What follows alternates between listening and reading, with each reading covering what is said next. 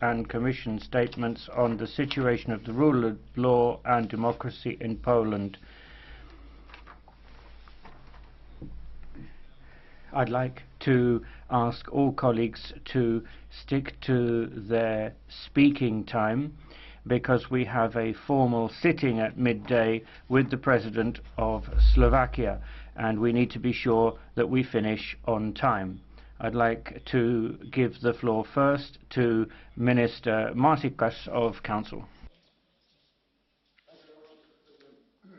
Honourable members, common values such as human dignity, freedom, democracy, equality, the rule of law and human rights are the cornerstone of the European Union.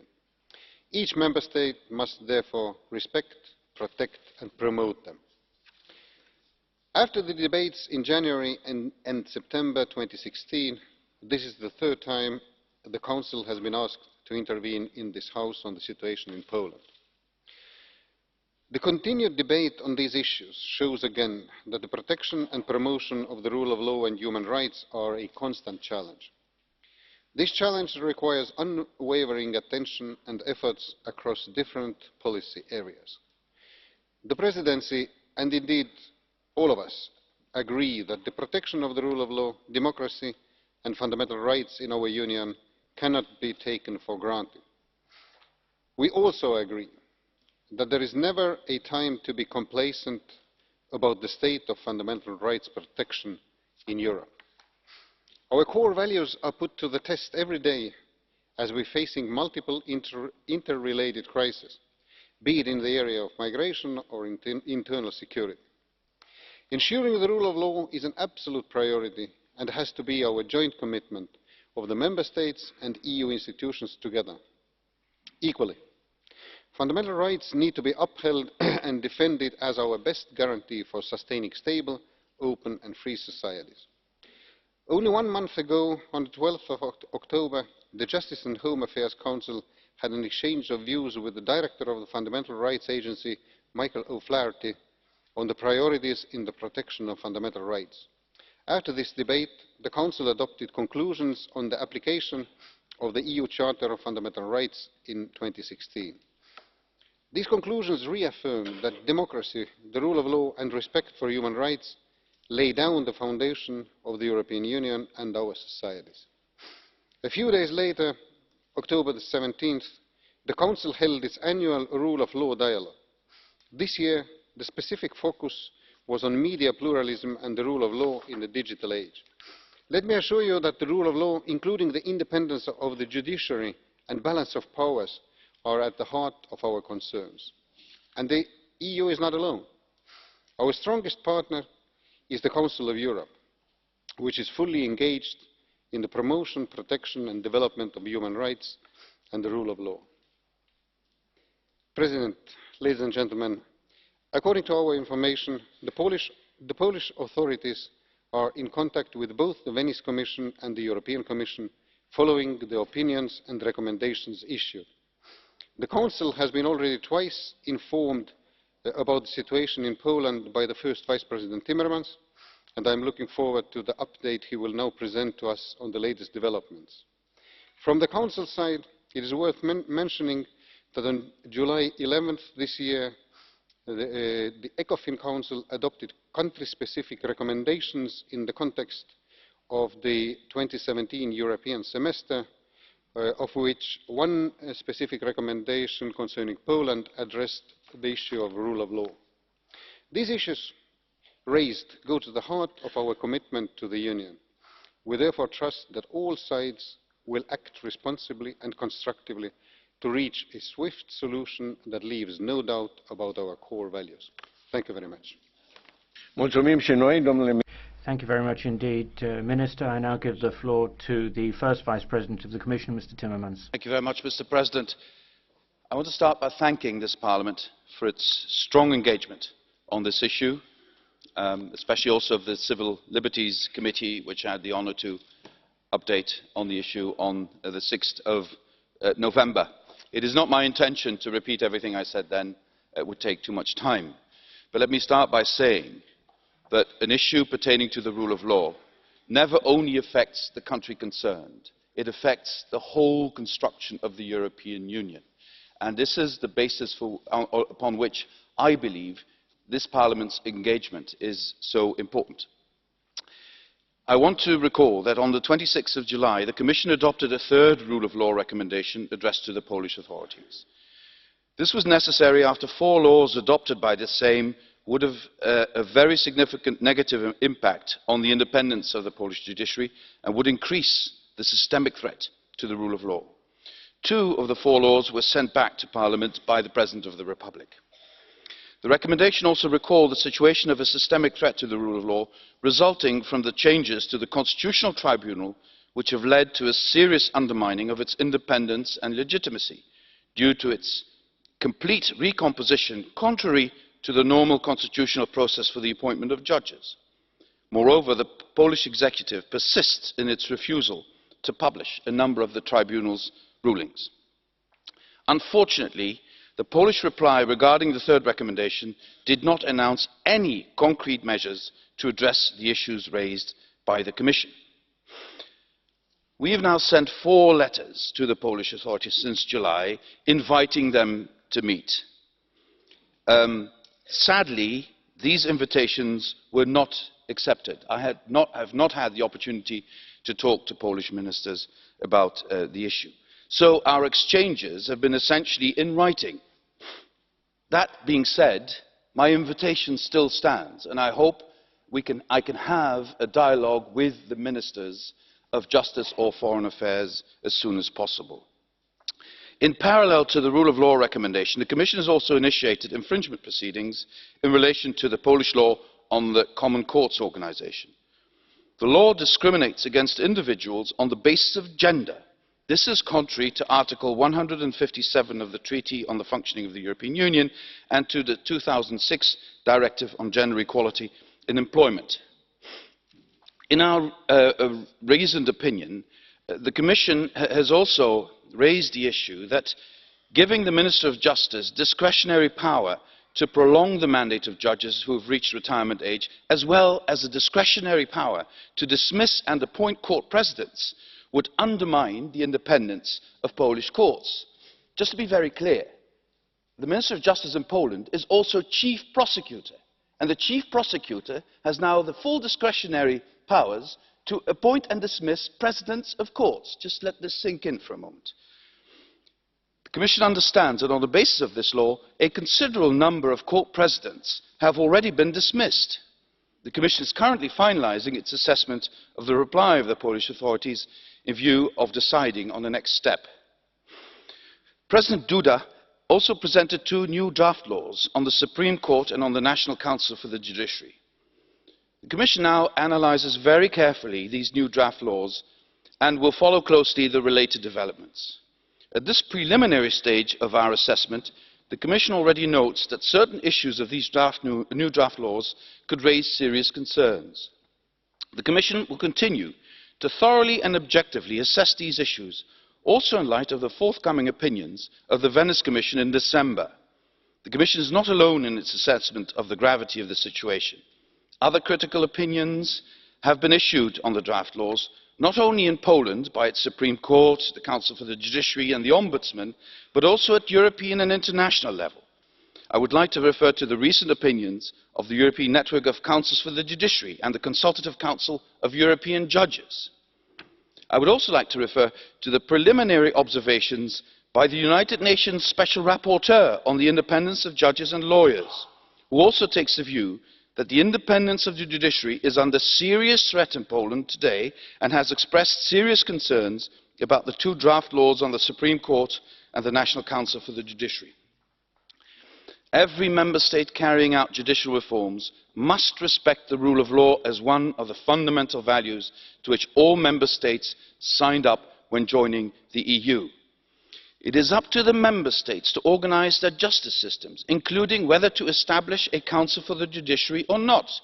However, where such a council has been established to safeguard judicial independence, as in the Polish constitution, the independence of such council must be guaranteed in line with European standards.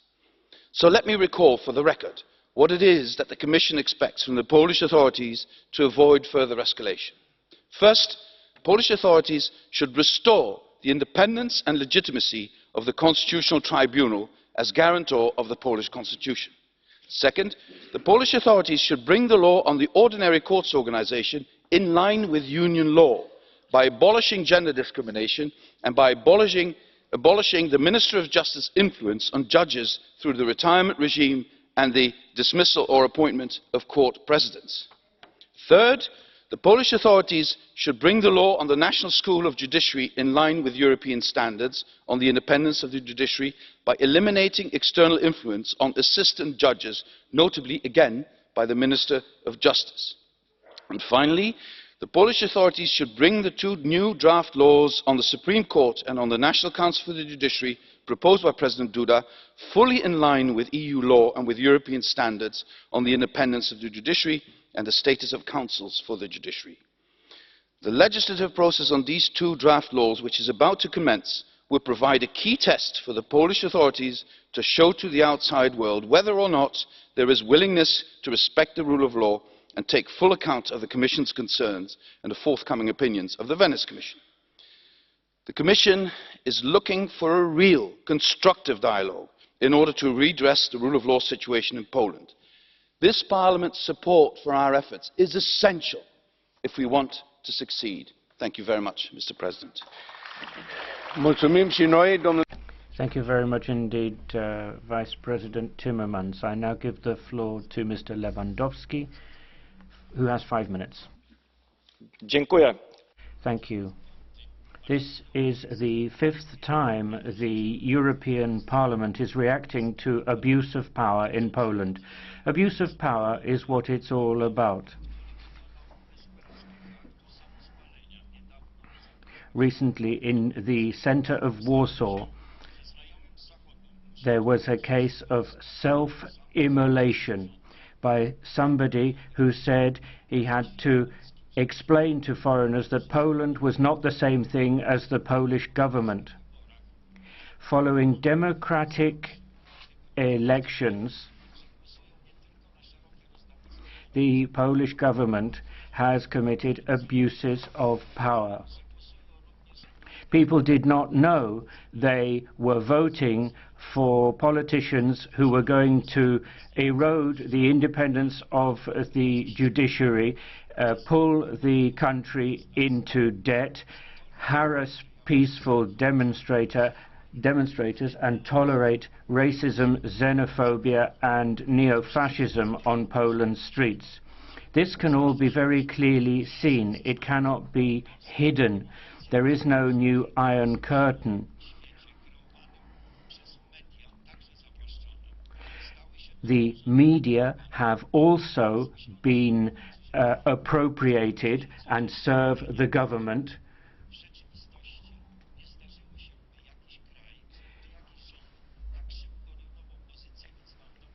It has never happened before that a country has so quickly tarnished its own image on the international arena.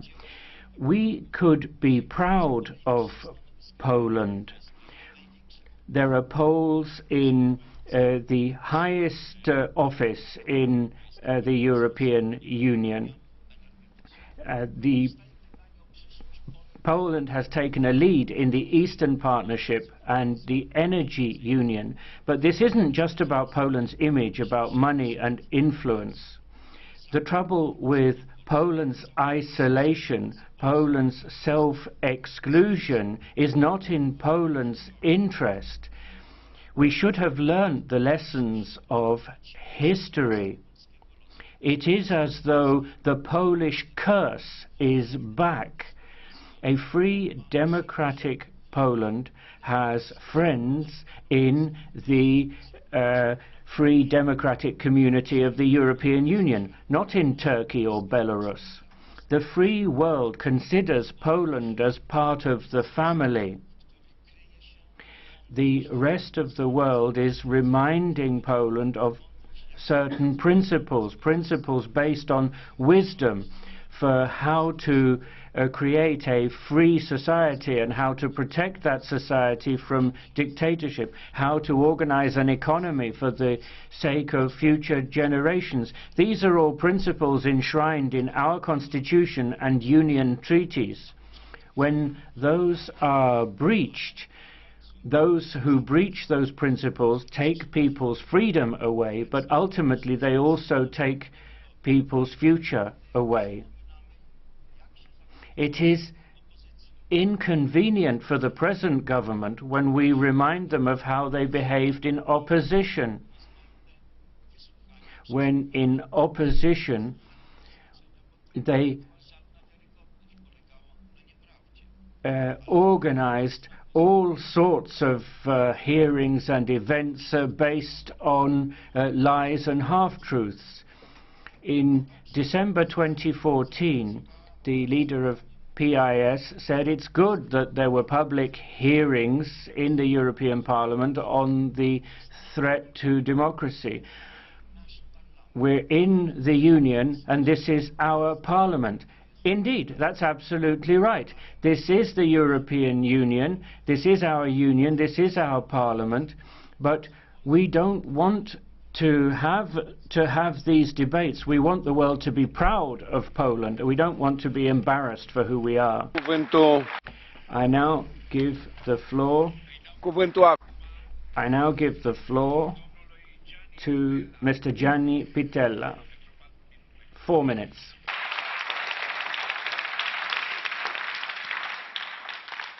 Grazie, Presidente. Thank you, President. I would like to turn directly to the Polish citizens, our friends, the citizens of Poland. I know perfectly well that your government is going to try and pass this debate off as the attempt to basically cover up in the face of Poland. Well, that's wrong. We love your people, we love your nation.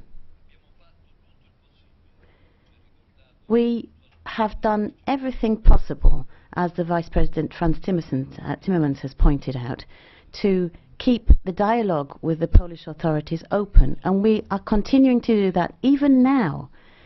Mr. Timmermans said this, ready for dialogue. But dialogue takes two sides, and if one side is turning a deaf ear, it's very difficult to have any form of dialogue. We are always ready to talk, as long as we don't bring into question the principles in which our living together are not brought into question. And the first principle, those principles will be freedom, democracy and the rule of law. The European Union is not a restaurant that you walk into and you choose from the menu. It's a democracy which is alive, a community of values to which all of the members have signed up and they're bound by them. So we're talking about defending the rights of Polish citizens, and the British citizens in the face of Brexit. And what about the young Poles who have to leave their country to go abroad? No.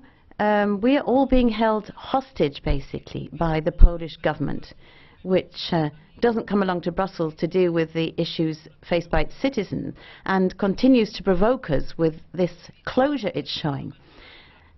I'd like to call on the Polish government. You're supposed to represent the majority. You've been voted. You have never been given any remit to attack constitutional democracy. So why are you doing all of this? Your efforts to undermine the independence of the courts are a mass weapon of distraction from the difficulties that you have in the government. You lied to your voters and you don't want to address the specific problems. But behind all of that, there's something else, something that goes deeper. There is disrespect for liberal democracy, hostility vis-à-vis human rights and constitutional rules, the rule of the strongest is what applies. We saw what happened in the streets of Warsaw last weekend, where the extreme right was out on the streets, and it brought us back to the very darkest pages of European history. For all the Poles, everyone who opposes this government today, even those who voted in favour of it, to all the citizens of Poland, I will say we will not leave you alone. The Socialists and Democrats, and it has its own Polish delegation, and they stand shoulder to shoulder with the Polish population. We're not against Poland. We are against what is being done against the rule of law. We want that course to be corrected. We want Poland to fully live its existence as a key member of the European Union. Thank you. Mr. Pittella, would you accept a blue card from our colleague Saryusz-Wolski? Yes. Before I would like to ask you that we should limit the blue cards to one per speaker, okay, in order to stay in time. So, Saryusz-Wolski, please, you have the floor. Thank you, President. My question to President Pittella is, Caro Presidente, wouldn't you better tackle the real problems of your political family, Socialist one, and of your caro amico Prime Minister of Malta, Muscat, rather than the fictitious problems of Poland? Thank you.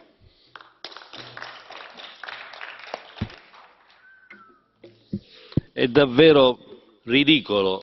It's truly ridiculous to compare the situation in Malta with the situation in Poland, and compare the situation of the Maltese Prime Minister, who has always been ready to enter into dialogue with the European institutions, to be present in the European Parliament, and to correct the defects and the problems which exist in Malta, and compare that with the situation in Poland.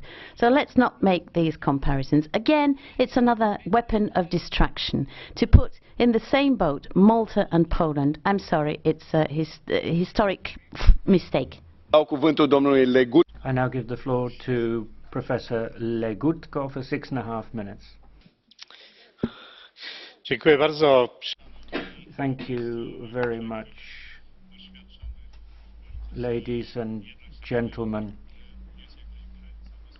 I'm quite experienced in politics, and I would have thought that there are limits, but having heard Mr. Lewandowski, I understand that he has now plumbed new depths that were hitherto unimaginable. I'm afraid he seems to have lost control of his senses. It's absolutely shocking. With regard to the matter in hand, reform of the justice system in Poland and contacts between the Polish government and the European Commission, you have all received very detailed information on the subject, which I have circulated. Anybody who wants to come and discuss the matter with me, I'm ready to engage. In this chamber, this is not about dialogue, this isn't debate. Let's not pull the wool over our eyes. This is again a show of force addressed to the Poles and the Polish government. This isn't about the rule of law, it's about raw power and who possesses it. Just a few hours after the publication of the bills on the judiciary, Mr. Weber and other MEPs launched an anti-Polish European campaign, despite the fact that none of them know Polish. They don't know what's in these draft pieces of legislation, and yet there he was, Mr. Weber. He knew everything, and he had to push the button and set this new anti-Polish crusade moving. The socialists are the same, the liberals are the same. This isn't an invitation to debate. Let's not kid ourselves. This is just a merry-go-round. This is just a ride. We're going round and round, having a go at Poland each time. I don't know how to describe what's being said about Poland in the German media. It's an anti-Polish orgy. I'm afraid the stuff that is in there is absolute twaddle. I need more than 6.5 minutes. I need 6.5 months to explain to you why that is just a bag full of twaddle. And then there's the disgraceful behavior by the German defense minister. I mean, I remember there were times when Soviet diplomats declared their willingness to help in their satellite countries. These are colonial habits. You know, Eastern Europe is suddenly ready to act, to do something, to be independent. And I think it's time the rest of you understood that Eastern Europe has now found its way, and it's not going to ask permission each time. I think I've said enough in past debates. I don't think we need to hear about how the Commission represents the rule of law and values. I'm afraid what the Commission is doing is illegal. It's in breach of the European treaties. The fact that you get applause in this House doesn't make it more legal. You people have a majority, but you still can't make 2 and 2 equal 5. The fact is, what you are doing is illegal. I've said this many times before. This is a case of double standards.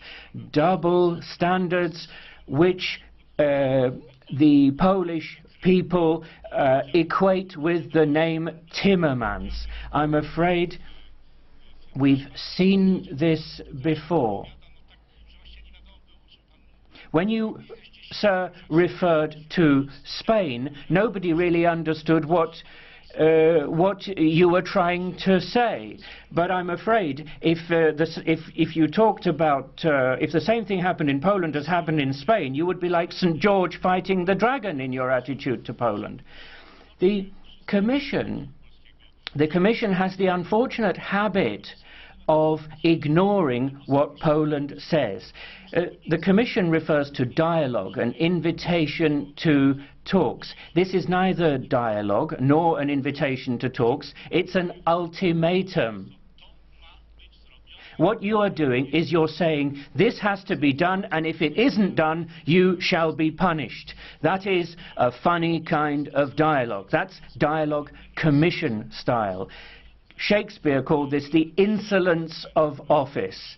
Insolence of office. You can get away with whatever you like. You think you can get away with it. But don't worry, Poland will cope. This is not going to harm Poland, it will harm the Union. If you consider the anti-EU diatribes that have been heard in this House, they do less harm to the European Union than the first Vice President of the Commission, who does more damage than Nigel Farage and Marine Le Pen together. Would you, Mr. Legutko, would you accept a blue card from our colleague, Mrs. Kudrycka? Yeah? Okay. Mrs. Kudrycka, you have the floor. Chciałam powiedzieć, że I just want to say that for us to avoid debates of this kind, the Constitutional Tribunal should be left alone, the courts should be left alone. And my question to Professor Legutko is this: do you regard the European Union as a milk cow from which you can squeeze cash, or do you think it's a community of rule of law based on Western civilizational values?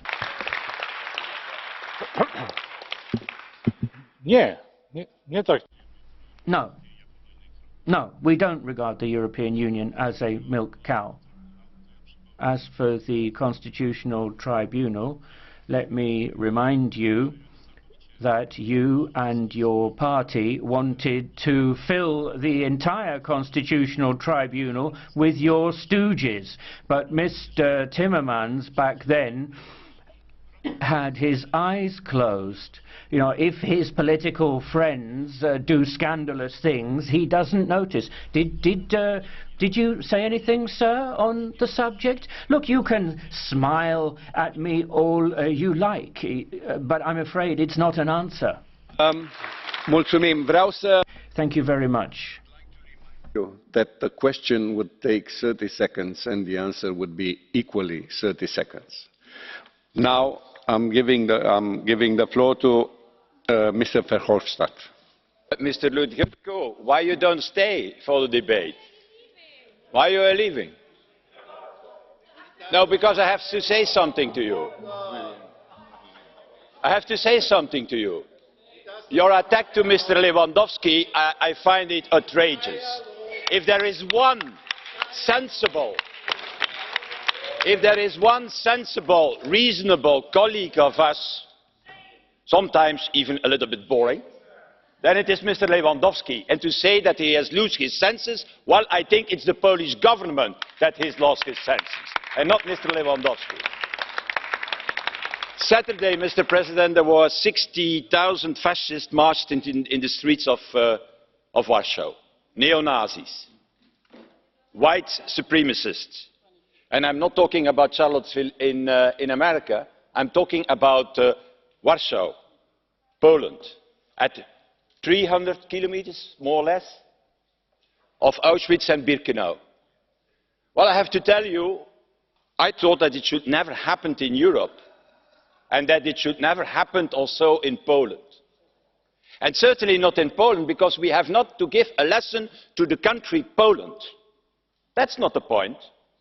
It's the place where before Magna Carta, habeas corpus, it were free cities, a beacon, I should say, of creativity and of freedom. It is the country who liberated itself from two authoritarianism, from fascism and communism. And they did it alone. And at the same time, it's also, since their entrance in the European Union, the country was really the heart of Central and Eastern European democracy, and moreover, I should say, also of economic growth before Germany. So there is nothing to tell about Poland. We are not talking about Poland. We are not attacking Poland. What we are attacking, and what is said, is that the last 2 years, there is a government, and there is behind that government a personality, Mr. Kaczynski, who thinks that he can copy one or other, excuse me to the PPE, Mr. Orban, who thinks also that he has to establish illiberal states everywhere in the European Union. Copy Mr. Orban is, I think, not in the interest of Poland and the Polish society and the Polish citizens. And that is the point of our intervention of today. And unfortunately, as is in the case, Mr. President, we will ask you to activate Article 7. And not, I have to tell you very clear, to punish whatever Polish citizen. That's not the point. My proposal is even that when we have sanctions, that is European money should go directly to the Polish cities, to the Polish civil societies and to the Polish citizens, because we can never allow that Polish citizens are the victim of this reactionary agenda of the Polish government and of Mr. Kaczynski. Domnule Verhofstadt. Mr. Verhofstadt. Would you accept a blue card from Mrs. Gosiewska? Oh, yeah. Would you? No, no. No. Okay. Mr. Jurek, you have a point of order? słowami, z niedopuszczalną aluzją. I have to object to the manner in which Mr. Verhofstadt has referred to Auschwitz-Birkenau.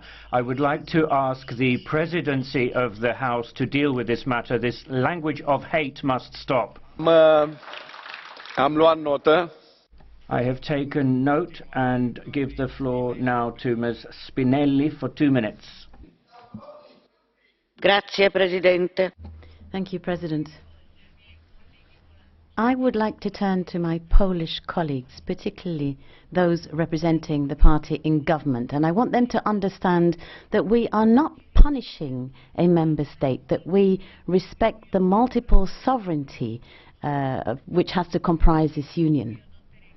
But the reason why we will be adopting a third resolution in Poland is to together recall the reasons which hold us together, the underlying principles to which all of the member states have subscribed. I'm talking here about the rule of law in the very deepest meaning of the sense, and I would invite you to read the recital in this resolution, which says that the rule of law is different to rule by law. Rule by law means rule by law is a government that rules according to the law. The law is used by people who exercise power on the basis of a parliamentary majority. And the rule of law includes a substantive idea of legislation which brings together fundamental rights, an independent judiciary, separation of powers, free expression and the rights of refugees and women. Anyone who wins the elections has to obey that set of rights. Now, once elected to this Parliament, all of us are responsible for representing the entirety of the citizens in the Union, with no distinction of nationality or constituency. And we are required to ensure that the fundamental freedoms and rights, the rights of citizenship, are fully guaranteed.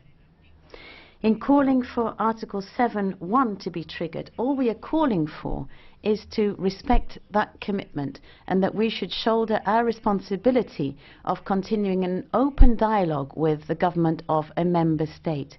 We're also talking about the only instrument which we have been granted as a parliament by the treaty. Thank you. Thank you. Ms. Sargentini has 2.5 minutes. Voorzitter. Thank you very much, Chair. The fight for fundamental rights and the rule of law are things that we debate often, and there's always someone who comes along and says that there are double standards. We've just heard that it's a political game, and that a country is being attacked and that another country is not being criticized, and that the party in government has a majority, and that makes all of the decisions they make democratic. And then sometimes people will say that changing the constitution or changing the courts are things that are happening exactly the same in other countries. And then someone comes along and says that the citizens aren't being treated appropriately. But these are false claims. We need to look at the legislation. Attacking the legislation that's adopted by a government is not the same as attacking the citizens. We're not attacking citizens. We can't put the citizens in the same basket as the government. We need to talk about minorities. They're also members of the population. They're also people with needs. And the only way that we can fight against these false claims is to be self-critical and to show that we are willing to look at the shortcomings in our own systems and show that we look at any shortcomings in any European country, and that is why we are talking about the behavior of the Polish government, not the citizens, not the country, but rather the government. And we see a trend to reduce people's freedoms, and these are things being rushed through the Parliament as emergencies, and the right to self-determination of women is under threat. Refugees are being turned back to other countries, and life is difficult for journalists, truly difficult. And what we need to do is look at whether or not the rule of law is constantly being violated. And it is time for us to start that investigation. Thank you. The next speaker is Mr. Iwaszkiewicz for 2.5 minutes. Thank you, Mr. President. Ladies and gentlemen, let's set out a few facts. First of all, this Parliament has no right whatsoever to judge the action of the sovereign Polish Republic. This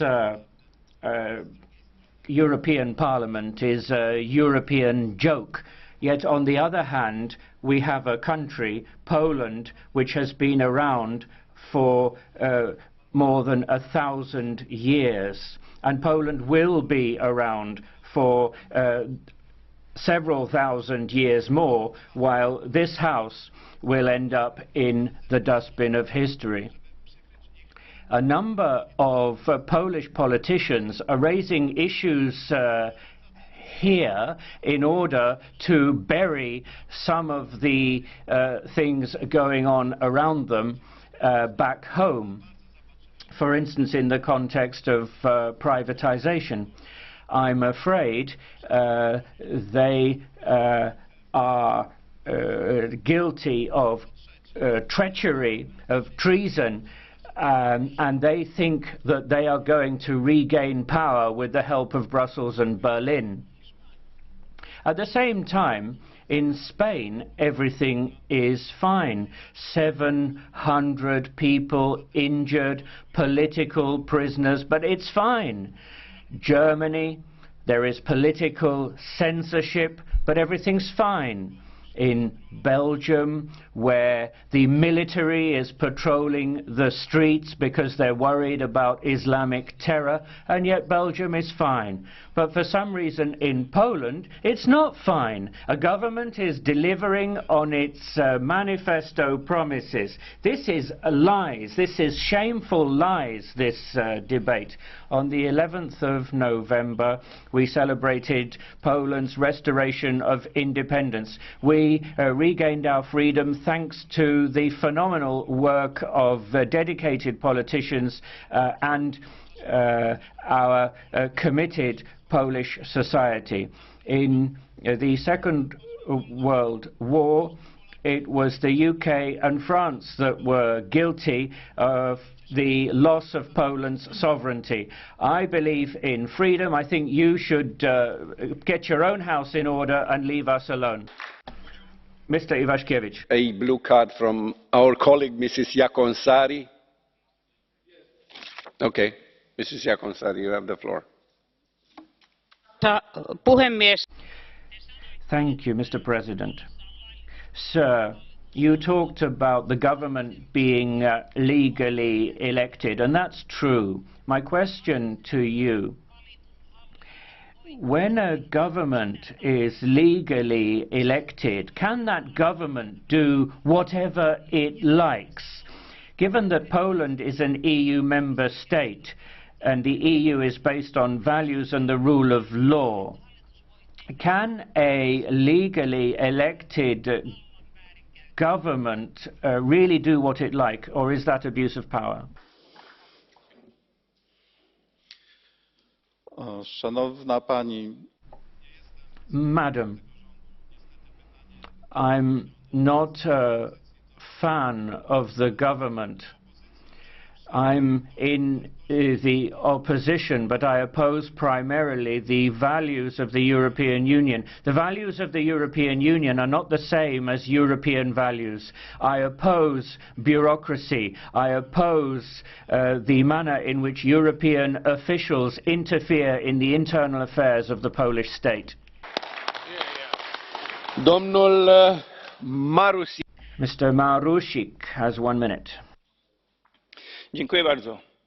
Thank you very much. Ladies and gentlemen, we Poles, remember very well.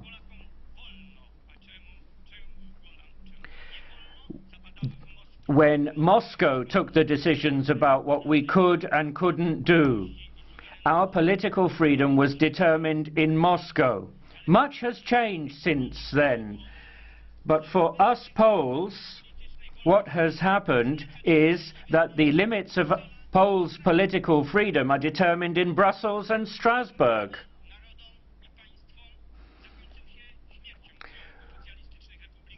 The Soviet Socialist republics collapsed because of the manner in which they violently interfered in other countries. And this interference in sovereign countries will lead to the collapse of the European socialist republics. We should be in favor of free countries.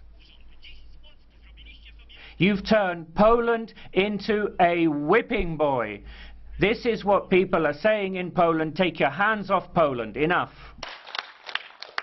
Well, I would like to remind everybody that practically we were not forced to get into the European Union. Mr. Korwin-Mikke, 1 minute. 1 minute.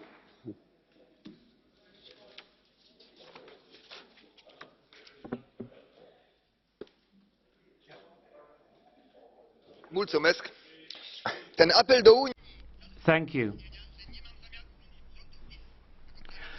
As a right-wing politician, let me tell you that people only support law and justice because the previous governments were even worse.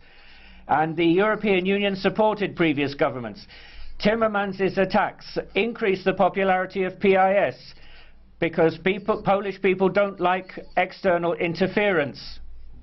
Some of the things they're doing are right, some of the things they're saying are right, some of the things are absurd. You don't know about Poland, but you get information from people who don't tell you what the situation in Poland is, they tell you what they would like it to be. Take gay rights, for instance. Popularity of PIS is rising. What you're doing on gender equality means PIS's popularity rises. In other words, if you want to get rid of PIS, then you leave Poland alone, and I think the European Union should be destroyed. Request? No.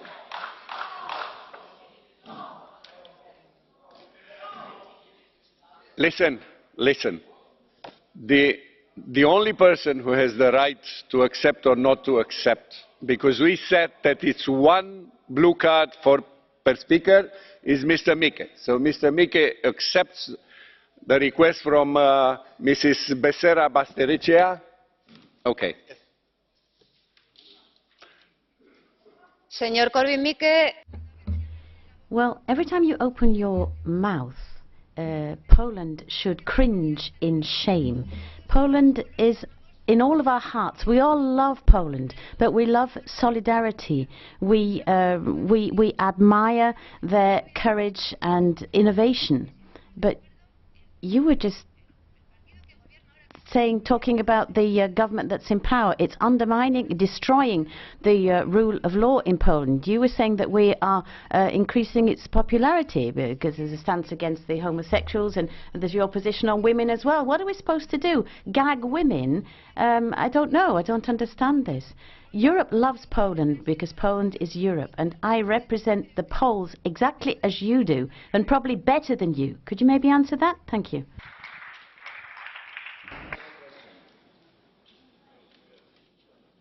Mogę. What is the question? Yes, okay. Mówiłem o absurdalnych prawach kobiet. I was talking about absurd women's rights. Women in Poland can retire earlier, and you think that that is a breach of women's rights. You talk about women 50 times more than you talk about men. Is that discrimination? I really don't understand what your problem is. There is no violation of women's rights in Poland. There are more women working in Poland than there are in the West. What's your problem? The next speaker is Ms. Metsola for 2 minutes. I'm glad to be able to take the floor after that intervention. The first words I ever heard a Polish person say were, "Be not afraid." Growing up in Malta, St. John Paul was our inspiration, and he is still. To me, Poland will always be the nation of my Pope, of solidarity, who stood up to be counted when it was easier to sit down. A land that inspires hope, that symbolised courage in the face of so much adversity. Poland joining the European Union was the crowning moment for the children of that revolution, and it proved just how far the nation had come. We cannot allow it to take any further steps backwards. But Poland has been let down by those leading it, who weaken the democratic institutions and safeguards in the country, who think that having an electoral majority means they can now do what they like. That's not how it works in our European Union. The rule of law is important because it is our fail-safe to protect democracy. It is the basis of everything. In time of free and social media, it is absolutely impossible to hide the truth and the true picture of the deplorable developments in Poland. We have eyes and ears. Nobody has to inform Brussels what is going on. We already know it. Human rights and the rule of law are in increased danger. And no one is here to attack Poland. Poland is a country that must be in the very heart of our union. But to do that, it must respect the rule of law. Its leaders must engage with the Commission in a constructive dialogue and respect the people who are courageous enough to stand up to them. And yes, we still have serious concerns with the proposed law on the National Council for the Judiciary and with the proposed law on the Supreme Court. These must be addressed. We must send a message that we will not stand idly by while the very basis of democracy and rule of law in Poland are being undermined. We must insist that the Polish authorities respect their moral and legal obligations as an EU member state. In conclusion, I look to my Polish colleagues like Mr. Lewandowski. I look to Poles demonstrating that the Polish nation and the Polish government are not the same. And I know that Polish courage is something that inspires still. These are Polish patriots standing up for Poland, and I salute them. Be not afraid. Mulțumim. Thank you. Mulțumim. Thank you. The next speaker is Mr. Liberadzki for 1.5 minutes. Thank you, Mr. President. We are debating Poland. We are countries which have rule of law. We do this as friends, as a family. We are not hostile to one another. We are discussing together. This is not someone else talking about us. Poland is an important country given its identity, culture, historical achievements. The Poles have always wanted to be in Europe, and they still want to be in Europe. The Union makes us Poles feel safe politically, socially, and economically. European values and European law are our values and our law, and we want to respect them. Hence, we on the left are worried. We are concerned by one party taking over the judiciary. We are concerned about limitations on the rights of women. We are concerned about collective responsibility. We are concerned about denying the historical achievements, for example, of soldiers who fought fascism in Poland and Europe. There is tension. I call on the Commission to take a step back. I call on the government to take 2 steps back. Poland and its inhabitants should not pay for this dispute. Ms. Intveld, 2.5 minutes. Thank you, Chair. Colleagues, I note that Mr. Legutko is afraid to answer any questions. he just made a statement and left. And that's symptomatic. In a democracy, you have a debate, you have dialogue, questions and answers, and exchange of positions, and he just makes a monologue and leaves. That's called cowardice. Now, what I did not hear in his totally irrational 7-minute rant was one single word of condemnation of the fascist march and the fascist slogans of last weekend. It was just a rant. I haven't heard where he stands. And I would also like to hear about the rest of the ECR group. Because by not speaking out, you're tacitly agreeing with the position of the PiS government. Now think about it. Do you want to take your distance from this? Or do you want to side with the government that does not condemn fascists, but that is restricting the freedom of other NGOs? Think about it very carefully where you stand. Now, the government party, or the speakers represent, or they claim to represent the Polish people, as if there is only one opinion, one truth. You know what that's called? Absolutism. This is an authoritarian government that does not respect pluralism. It does not respect the opinions of others. But we know better, because we have seen the thousands that took to the street to protest against the government. Thousands of very courageous people, many courageous women who spoke out against the government and for pluralism, for democracy, for civil society. So, Mr. Legutko, who's not here, if you're asking for respect, then why don't you respect others? You have no respect for women's rights, no respect for LGBTI people, no respect for people who do not share your religion, no respect for people who do not share your opinion. Now, finally, what I find very striking, incidentally, is how much the agenda of the PiS government looks like the agenda of Mr. Putin. They're always saying we don't like the Russians, but their agenda is identical to that of Mr. Putin. Finally, I would like to say this debate is not about Poland, this is about the rule of law.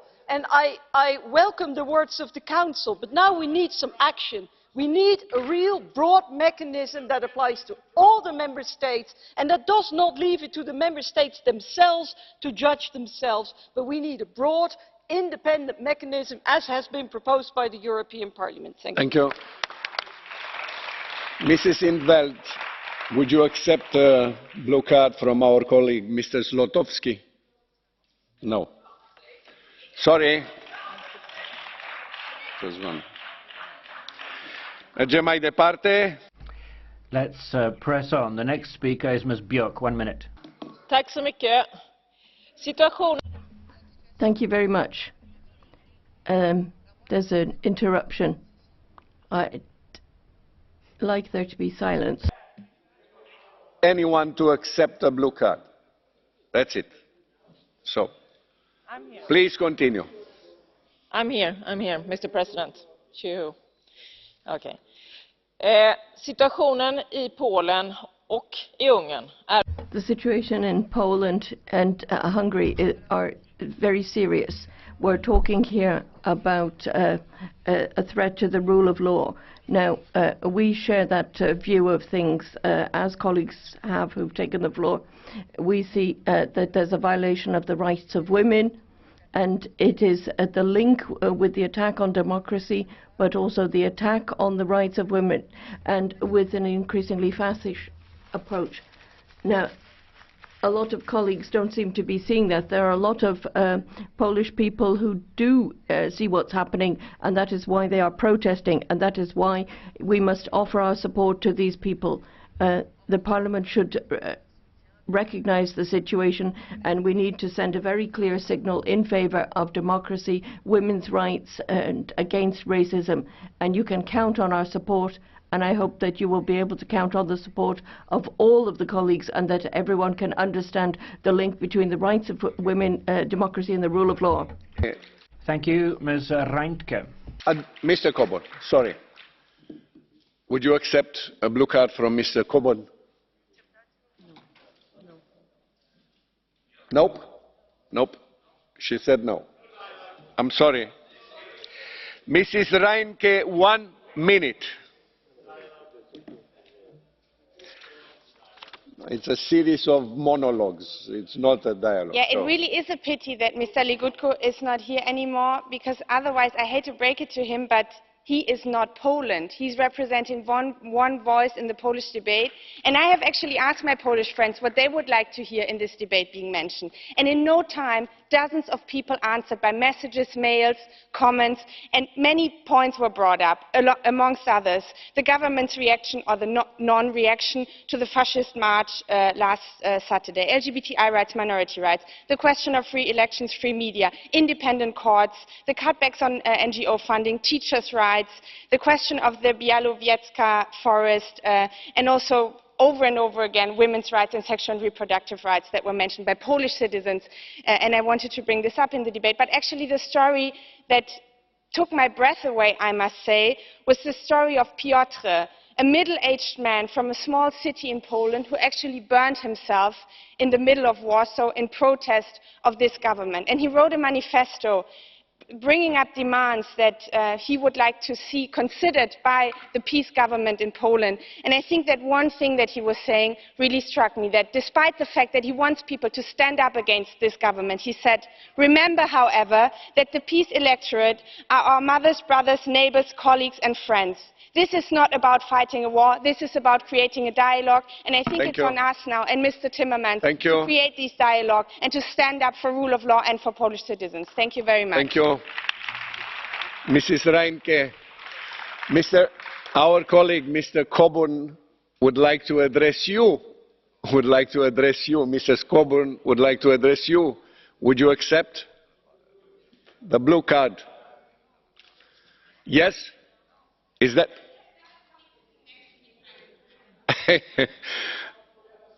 Okay. So, Mr. Coburn. Thank you, Madam, for allowing me to address you. And Mr. President, surely Polish values are those of its democratically elected parliament and government, not those of other European nations. And I speak as a homosexual. I don't agree with many of the things the Polish government are doing. I also am very pro-feminist, so I don't agree with a lot of the other things the Polish government are doing. But surely it is the right of the Polish people to make their own decisions. And Britain will never forget what Polish pilots did for us in World War II. And if Poland is being dictated to by the EU, perhaps you should consider joining Britain in Brexit. Would you agree with me, Madam? Okay, Mr. Coburn, I don't know how many times this has to be repeated in this parliament. It's not about specific policies that we are discussing today. It's about breaching the Polish constitution, and that's the basis of how we are doing democracy altogether. So if rule of law is not respected in the countries, then there cannot be a democratic debate. And this is the problem, and this is why we are standing up. We are not discussing policies here. We are discussing what is the fundament of how we are discussing. And if we are in breach with that, then there cannot be democracy and there cannot be a democratic debate. And that is the problem about the situation in Poland right now. Thank you. Mr. Lundgren, 1 minute. Tack. Så fort man inte delar åsikt med EU-ivrarna i det här huset. Thank you very much indeed. Well, we've been told that we are extremists, that we don't have the same values as everyone else in the European Union. But unfortunately, it's you here who are in the front line. Basically, it's you who are infringing democracy. Unfortunately, that is something which is often lacking. You're trying to teach people lessons, and you're giving free rein to your oversized egos. Now, basically, people are focusing on this country which has a democratically elected government. This is all out of proportion. As I say, it's linked to your overinflated ego. You're talking about the constitutional tribunal, you're looking at its constitution. Well, look what's happening in Sweden as well. Basically, we've got 16 members there who are appointed by the government. But what happens when there are threats to Sweden? Or sanctions, you know? Do we automatically apply these things? I think that you need a fundamental lesson in democracy. Hochmark. Yes, so Mr. Hochmark. one he was before. So, Mr. Hökmark. Jag skulle bara vilja ställa en fråga till Lundgren. Thank you very much indeed, Mr. Lundgren. Well, you don't think there's a problem with what's happening in Poland?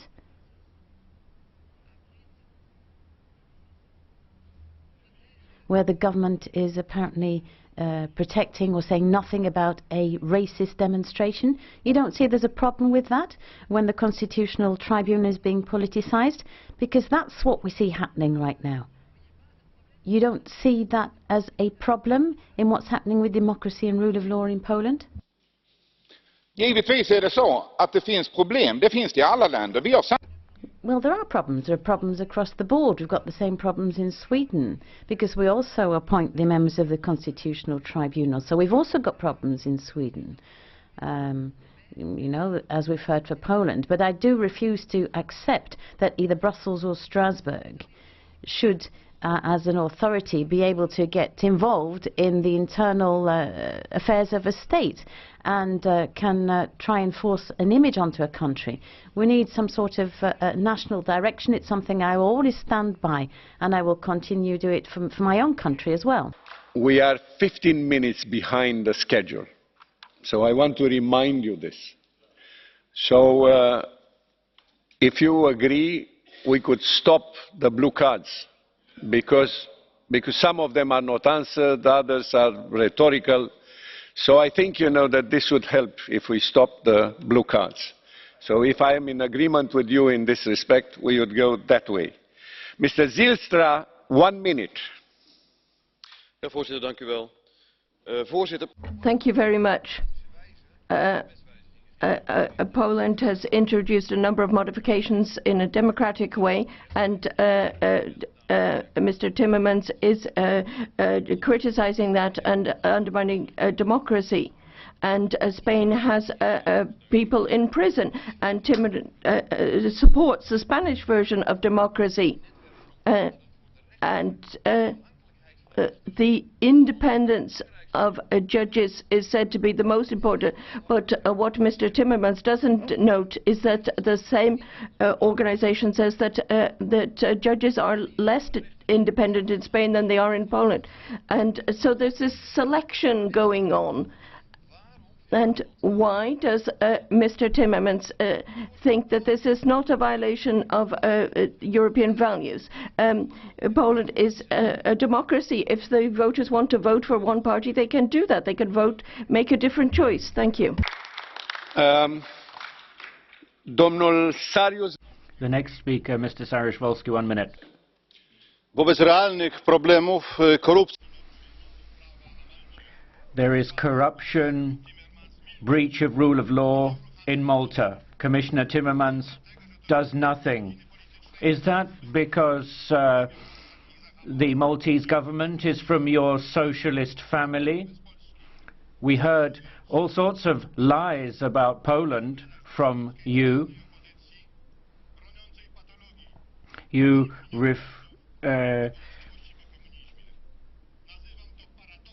I think this is the Timmermans paradox. You say nothing about corruption within your own socialist family.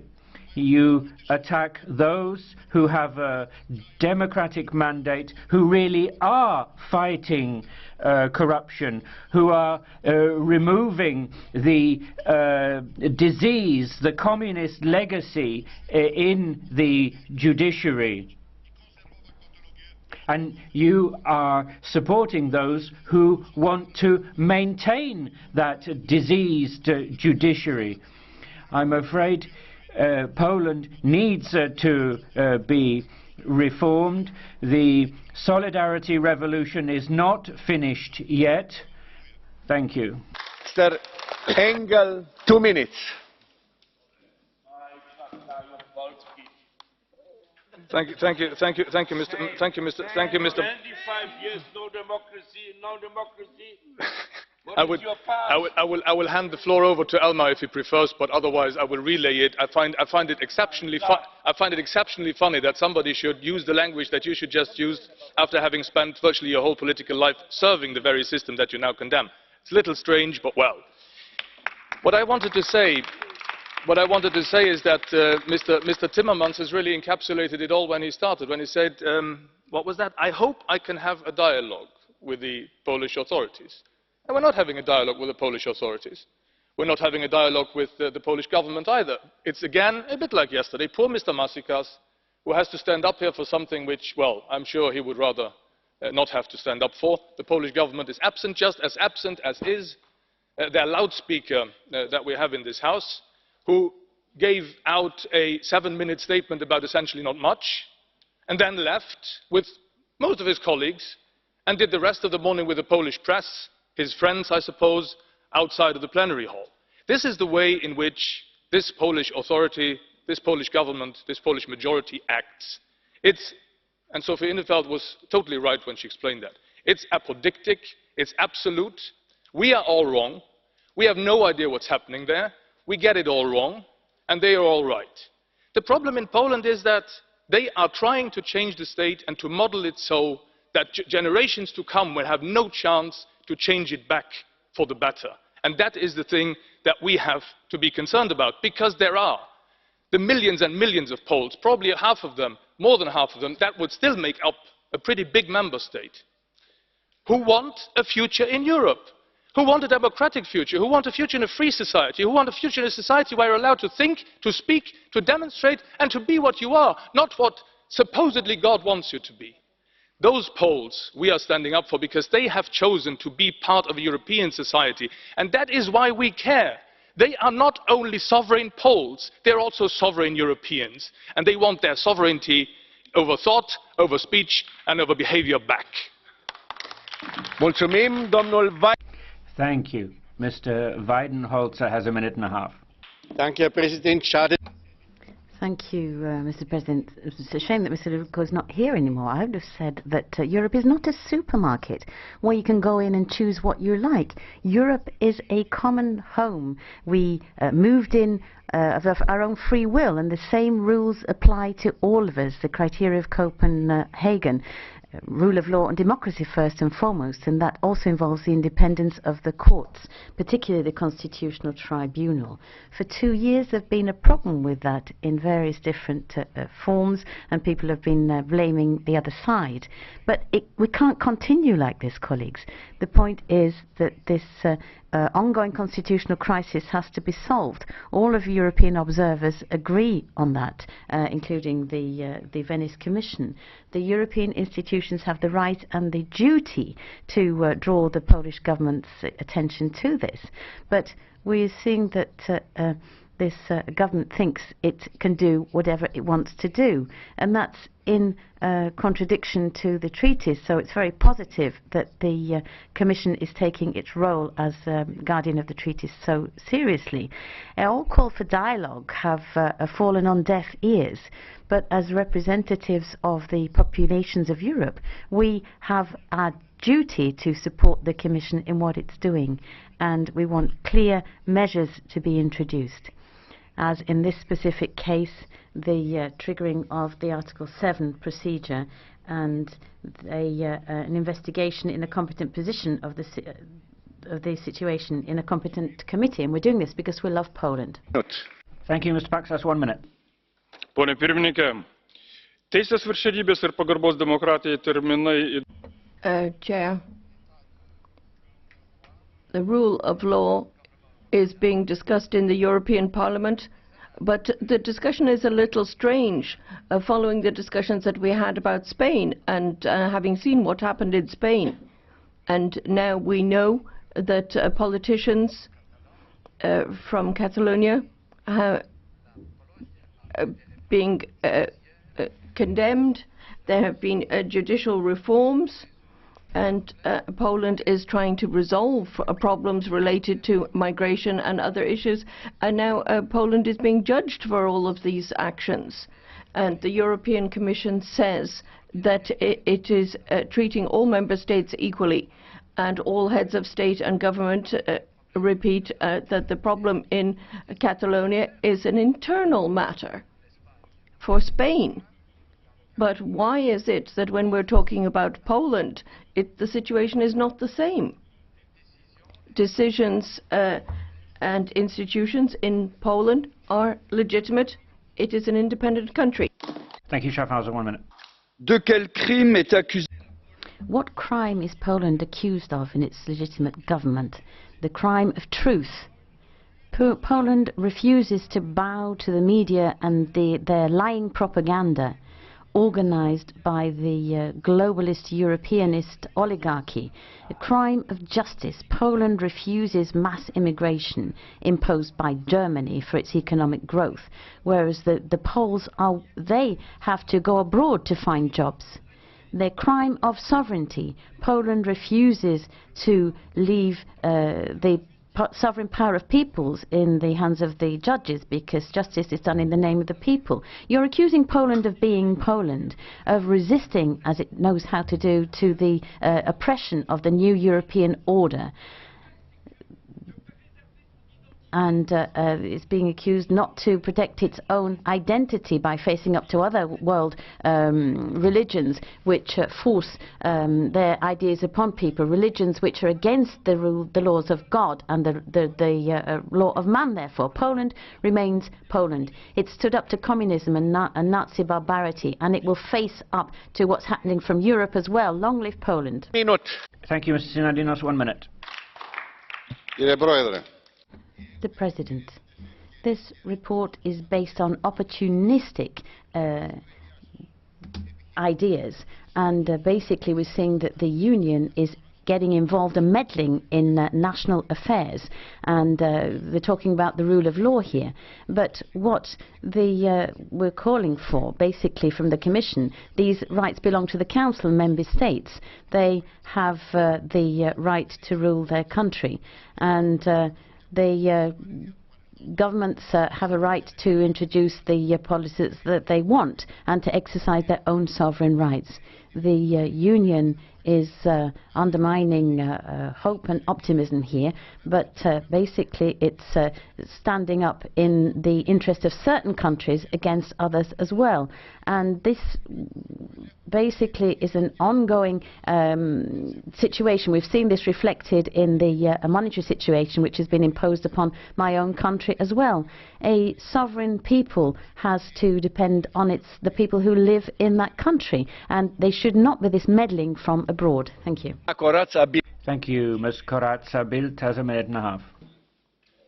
Mr. President, today I express all my support and friendship to the people of Poland, this great nation and strategic neighbor for us across the Baltic. Poland was a respected partner in the EU, and now political clout is tarnishing. The new government is busy justifying the unjustifiable breach of the rule of law. And the strength of our European family, my friends, is the rule of law. It is about shared values and democracy, independent judiciary, freedom of assembly, and to demonstrate women's rights. Poland, like all of us, embraced those values. And a family cannot be fully functioning if one of the members breaches the trust. With our resolution, we are reaching out to Poland. We call on the government to listen to the voice of its own people and to the independent European institution, to engage in constructive dialogue, to reconsider its action, and to address the legitimate concerns raised by the European Commission and the Venice Commission. These concerns are based on hard legal facts, not politics. It is not Europe against Poland. It is Europe with Poland. We want to cooperate with the government, and it's in their hands to avoid further action by the European Commission. Turning their back to this opportunity is leading Poland nowhere else than marginalization and tension with populists and Eurosceptics. And Mr. Chairman, we want Poland back as a key player to our European family, with a prominent role that the people of Poland deserve. A credible and active partner to solve the challenges facing in Europe. We need Poland to shape together a better future for our children. Thank you, Mulțumim. Mr. Chairman. Frau Zip. Thank you, Ms. Zippel. 1 minute. Vielen Dank. Thank you very much. The good things come in threes, people say. And now there's a third resolution on Poland, so everything should be fine, but quite the opposite, because still the Polish government is refusing any direct dialogue with the Commission, and particularly in the context of the reform of the justice system, it is undermining a pillar of democracy and the rule of law. And then in addition to that, there are restrictions put on citizens and curtailing of women's rights. Polish citizens have always fought for rights, Solidarność, My Body, My Rights, and many other civil protests, and we will not accept that citizens in Poland have their rights stolen from them by the government, and so that is why we continue to say we stand together with Polish citizens. Thank you. Minute. Mr. Arnemans, 1 minute. Dames en heren. Ladies and gentlemen, the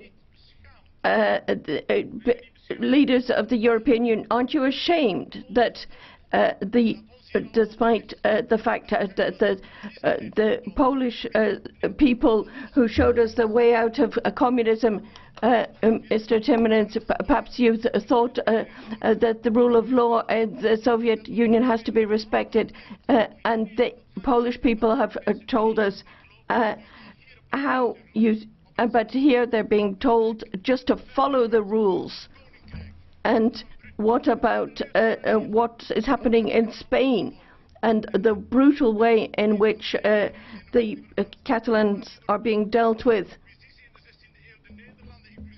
And what is happening in Flanders as well? Aren't you ashamed, ladies and gentlemen? Stop with this hypocrisy. Two things. The Spanish government is respecting its constitution. And secondly, I would ask you to use normal terms. Don't offend the speakers before you. That is what I wanted to ask you, okay? Thank you very much. Tanya Fayon. Thank 1 you. minute. Okay, it's very heated debate. It's sad and very disappointing to hear that some of our colleagues simply don't want to notice all the systematic problems that are destroying the democracy in Poland. Mr. Legutko left the debate so much about the dialogue. That is exactly what we are criticizing, the lack of an open dialogue. We are interested about the situation in Poland. We are worried. That is why we have a debate today. I have many friends in Poland, and I stand here today for them. We are calling on the Polish government to respect the democracy and constitutional right, to ensure the freedom of media, to defend the independent judiciary. We will call on to trigger the Article 7 of the EU Treaty. We will continue our calls for an open dialogue with the Polish government. The EU is not a la carte. The government can just pick up and choose. We are debating the rule of law and not rule by law. I sincerely hope we can send today a strong message to our Polish friends and citizens. We want you in the EU. Poland has always been part of Europe and will always be. Thank you. Thank you. We now move to the Catch the Eye section of the debate. I have 11 requests. I suggest I give the floor to one member of each political group, and that will save us falling further behind. Ms. Jazłowiecka first. Dziękuję, panie przewodniczący. Thank you very much, Mr. President. I'd like to appeal from here, from the European Parliament, to the Law and Justice government. You are a government which is going beyond delivering on your manifesto promises. The Polish people in the election campaign didn't understand what you meant. We can now see, the people can now see, that you are taking away the rights of people, of Polish women. You are destroying schools. You are harming young doctors. You are allowing people from the far right to damage our country on the day when it celebrates its independence. This is what you meant by ruining Poland. But the people who voted for PIS did not vote for Poland to be ruined. It is time now to step back. Our society is very wise and can yet be saved. Domnul López Aguilar. Mr. López Aguilar. Señor Presidente, President, Commissioner Timmermans, every time we discuss the rule of law in Poland, we say that this Parliament has no problem either with Poland, we love Poland, or with the Poles. There is a problem when the fascist extreme right, the right supremacist, comes out with this hate speech and demonstrate in Warsaw or anywhere in Europe, basically. And they are attacking judicial independence as well. In Spain, people who break the law, who want rule of law, react immediately so that we can have independence of the judiciary. We're seeing the exact opposite happening in Poland, where they're undermining the independence of the judiciary. And people don't understand that this European Parliament, when it talks about Poland, is representing the Poles. We're all representing the millions of Europeans here. This European Parliament is not an extraterrestrial in Poland. It basically represents the Poles who have a right to the rule of law, the prevalence of a law as well. That applies to the Poles too.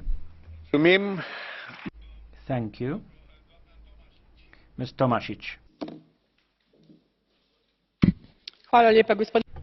Thank you very much, Mr. President. Ever since President Duda and the Law and Justice Party won the elections in Poland, the European institutions have been trying to create the impression that Poland has been going in a wrong direction, that it violates the fundamental rights of its peoples, of its citizens, and that it's almost turning into a dictatorship.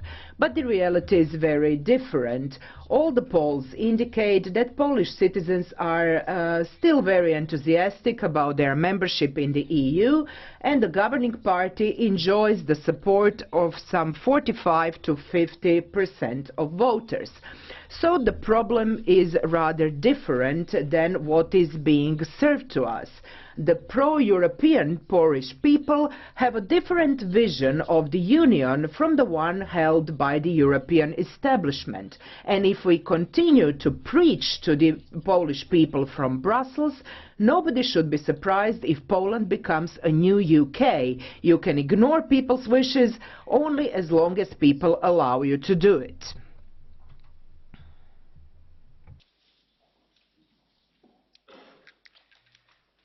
Thank you, sir. Well, a key component of European Union membership is supposedly shared sovereignty. At no point, to my knowledge, have member state citizens been told that the European Union is now supreme, that member state governments are subservient, and that European Union dictatorship is now in place. This morning, a veiled and bullying threat to invoke Article 7 to punish Poland was made. I would welcome this as full and final proof that European Union membership renders democratic national general elections and associated pledges, promises and outcomes by the winning party as absolutely meaningless. But I send one warning: be careful what you wish for when you invoke Article 7. Thank you. I would like to ask now the first Vice President, Mr. Timmermans, to speak on behalf of the Commission. Thank you very much, Mr. President. Misschien wilt u mij toestaan aan het begin een perhaps you would allow me to say a few words in my mother tongue at the start. I would like to address Mr. Timmermans directly. That he attacks me personally, I don't think is a problem. But that he attacks the social democracy movement and accuses it of collaborating with totalitarian regimes is not something that I can accept. Social Democrats were the first victims of the Bolsheviks. Social Democrats were the first victims of the fascists. Social Democrats were the first victims of the Nazis. And they have always resisted totalitarian regimes. And I cannot accept that, and particularly not coming from someone who I think is talking about the history of his movement. He should look at the history of his movement before he attacks other movements. We are talking today about the rule of law in Poland. If you want to play football, you abide by the rules of the game. And you accept the fact that there is a referee that makes sure that those playing the game abide by the rules. If you join the European Union, you do this as a sovereign decision. You sign and ratify a treaty. Once you have signed and ratified a treaty, the rules of that treaty apply to you. And then if you simply say, I'm a sovereign nation, I don't care about the rules, it's like saying, I want to play football, but I will determine for myself which rules I will apply and which rules I will not apply. Then you can't play football. And the European Union cannot function if member states start saying, we pick and choose which rules we have adhered to are applicable on us, yes or no. I think this should be the starting point of our debate. Concretely, in Article 2 of the treaty, all member states have said very clearly that the rule of law they will respect. One of the fundamental elements of the rule of law is that you accept and maintain a separation of powers. An independent judiciary is essential in the rule of law. You cannot pick and choose and use the argument that you have the majority to simply ignore the law. You can use that majority to change the law. You can use the majority to change the constitution if you have it. But you can't simply say, I ignore it because I have a majority. You cannot use democracy against the rule of law. And this is the argument that is often used in this debate. Just imagine, I would say to those of the ECR who still remained in the room, just imagine the shoe were on the other foot. And in this parliament, a majority would say, hey, we have the majority, we don't care about the rules of procedure of the parliament, we have the majority, we dictate what happens. In what position would you then be? So the rights you now claim for yourself as a majority might not be granted to you once you no longer are a majority. And this is a fundamental problem for Europe. Because as some of you have said, once you have destroyed the independence of the judiciary, even if you lose an election, the new powers that be will have no other option to try and revert it. And then it becomes a perpetual machine of not respecting the rule of law. And this will never stay limited to one member state. If it happens in one member state, it affects the Union as a whole. And this should never be disregarded. Had Mr. Legutko still been here, I would have said to him, you took 7 minutes to say nothing, not one word, about the points I made about the independence of the judiciary. And I would also have said to him, after his vile attack on Mr. Lewandowski, I would suggest to Mr. Lewandowski to wear this as a badge of honor. Why? Because in the last 2 years, I have learnt that if you have no arguments, if you have nothing to say, if you don't know how to react, you start with personal attacks. This is also my experience in the last 2 years. So every personal attack, to me, is proof that they have no arguments, that they don't know what to say, and that they don't have a point at all. And finally, you know the old joke of the ghost drivers. Somebody's sitting in his car listening to the radio, and on the radio an announcer says, "Be careful on the A2, there's a ghost rider driving the other way." And the person in the car sitting says, "One, I see hundreds." This is how I would react to Mr. Legutko. It's not the European Commission only, it's not the European Parliament only, it's organisation of European judges, it's the Venice Commission, it's the United Nations. Are all these people wrong? Are all these people wrong? Is the only one who's right the peace government in this? They will say yes. But if you want a real dialogue, at least have the courtesy to go into the points that are made. And a final remark about what Guy Verhofstadt and others said about last Sunday.